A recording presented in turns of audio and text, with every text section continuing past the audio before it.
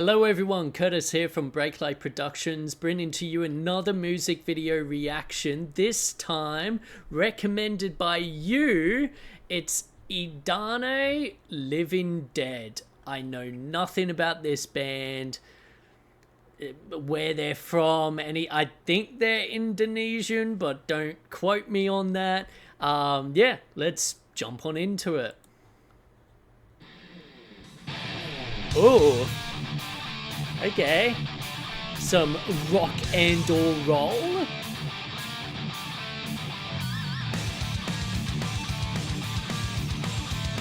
Hell yeah. Okay, so we're seeing some... Oh shit.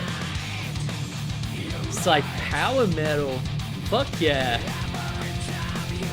So, okay, we're seeing some quick, like, flashes of imagery, just using sort of a shutter effect. Lighting is very dirty, but, like, it gives it that, like, industrial vibe, so I don't hate it.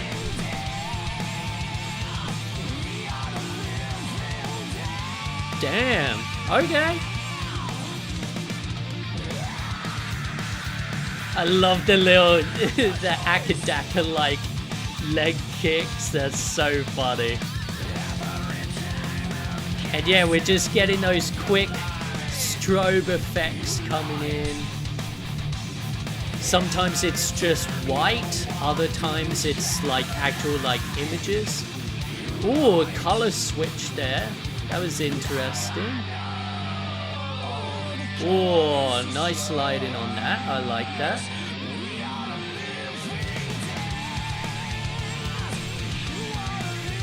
Nice overlays.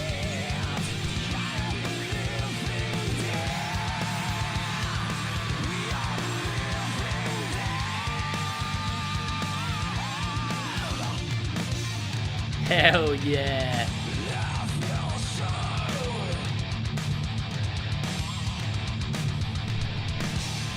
Oh, okay. Nice camera movements as well. They're keeping it very energetic. With a lot of these overhead shots, like, I don't know, either they've got a really good camera operator on a gimbal or Steadicam. I feel like it would have to be on a crane.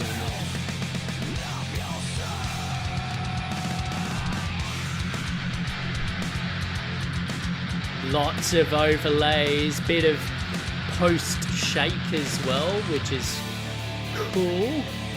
And something we will definitely talk about in the analysis portion. See, those shots, it's gotta be a crane or jib.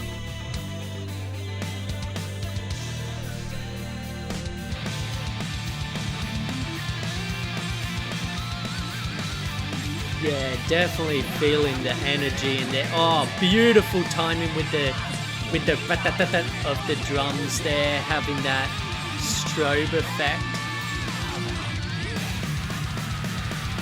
Hell yeah. Very cool. All right. Let's jump on into it. I've got to go back to it. It started playing another video. Oh my god.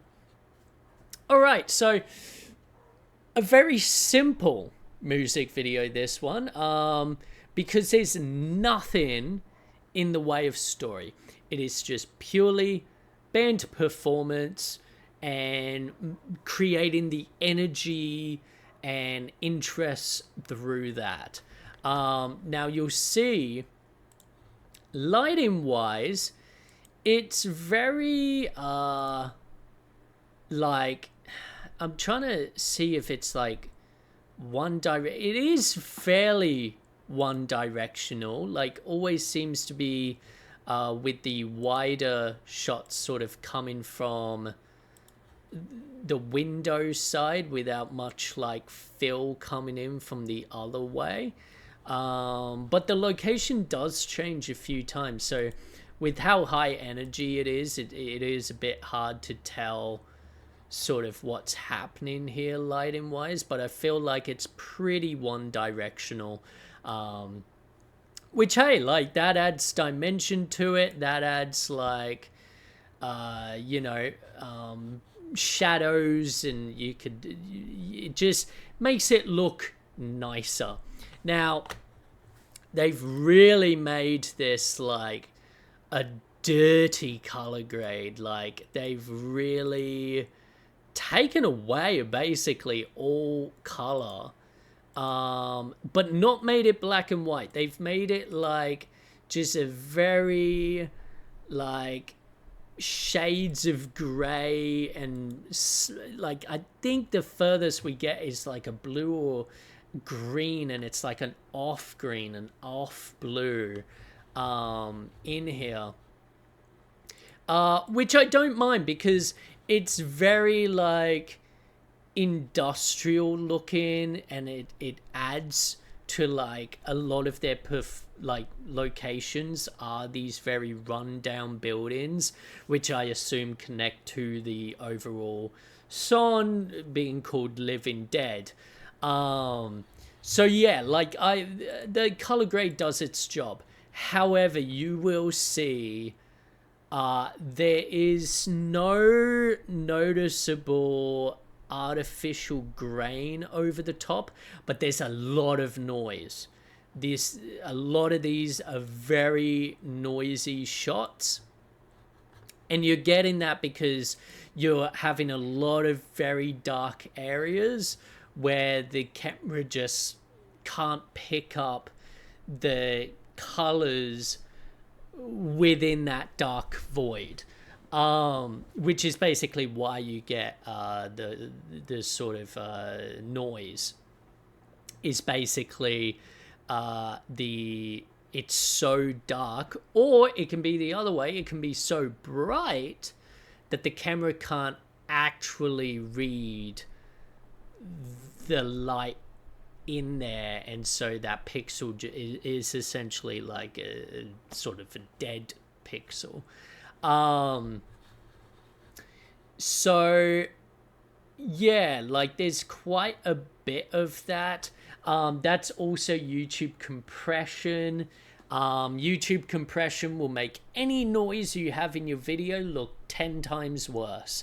And I actually got reached out to like the other day by one of the band members and editor for the War on Betty music video that we reacted to, and he left a long awesome comment about how he uploaded that video and the various tests he did in regards to YouTube compression.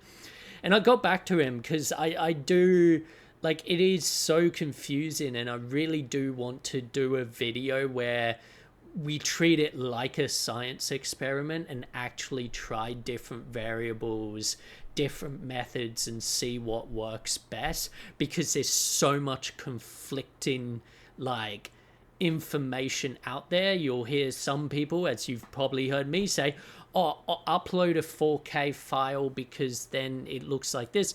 But then on this very same channel, we've seen some videos that have a 4K upload, but it looks bad still. So it's like, what the hell is going on? Does it look better if you add grain? Does it look worse if you add grain? These are the things that, you know, I hope to find out in a future video. We've also got some lovely backlights here with some flares and glares, especially on the guitarist. Love it. But what really keeps the energy, besides of course the camera, you know, moving and refocusing and all of that, is a few things. We've got a lot of strobe effects in here. We've got strobe effects, especially in the beginning, where it's just white. It's just color white strobing in. And they're timing that in general.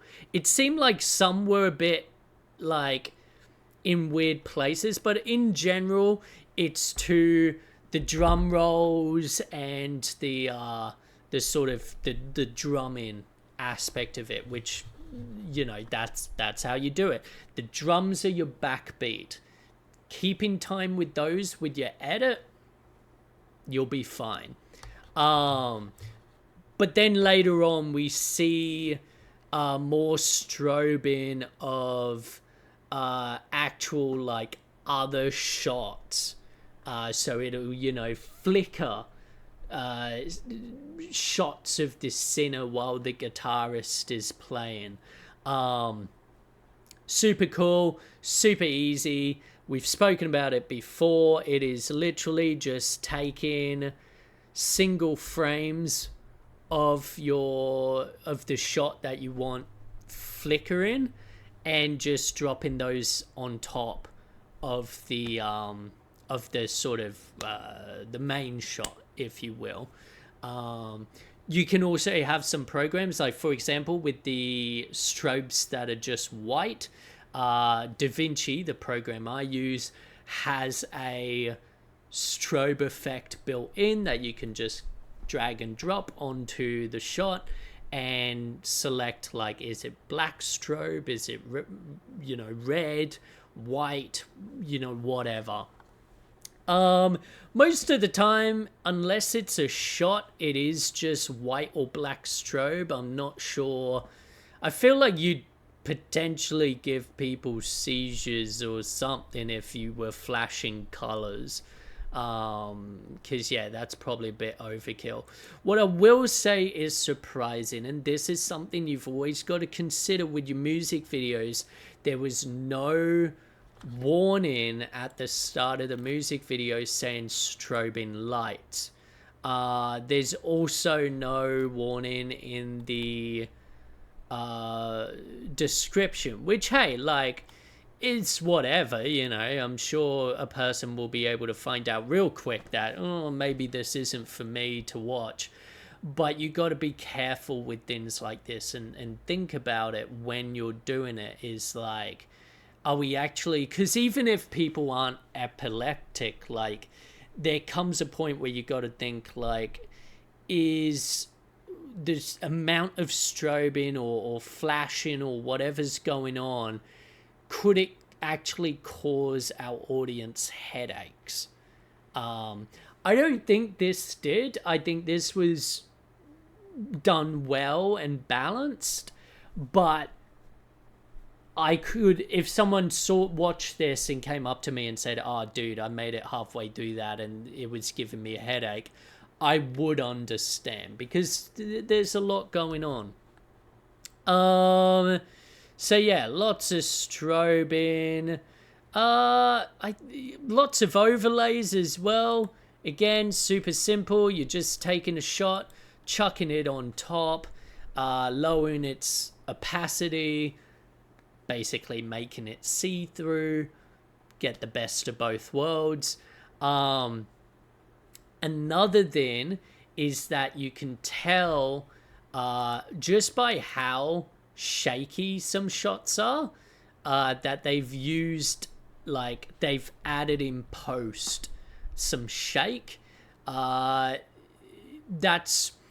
again, depending on the program you're using, can be really easy.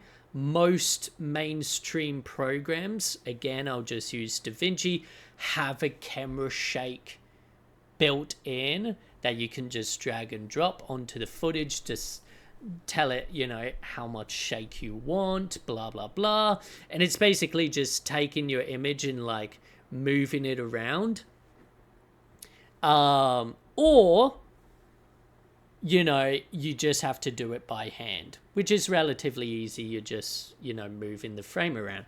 Now, something important to think about is, if you're gonna do that, like, the more you shake it, if, let's say, you've only shot in 1080p and you've got a 1080p, like, timeline, you're going to see the background, the black background, if it's shaking a lot. So what you have to do is zoom in on the image so you've actually got a bit of leeway. The image can, shake around without revealing that black background. Or this is a good example of why you shoot in like 2K or 4K, and then you have a 1080p timeline so that you can have that more than enough wiggle room, especially with 4K footage. But yeah, all in all, a great energetic song, energetic music video. Nothing super sort of special to talk about, but I don't think that that's necessarily a bad thing, because at the end of the day, like, as a music video creator, when you're starting off, this is the majority of the jobs you get, is just filming stuff like this. And it's an important thing to master, because even the craziest music videos we've watched on this channel, most of them still have performance shots of the band. And so you need to learn how to nail this before you can get to the point where it's like, oh, okay, like, now that we've got a serious budget and blah, blah, blah, and I've got all these lights, now we can make something really fucking, like, trippy and special and stuff. This is like Basics 101, and it nails that, which, should definitely not go understated. But let me know if there's more EDANE you want me to react to. Otherwise, I'll see you in the next one. Ciao.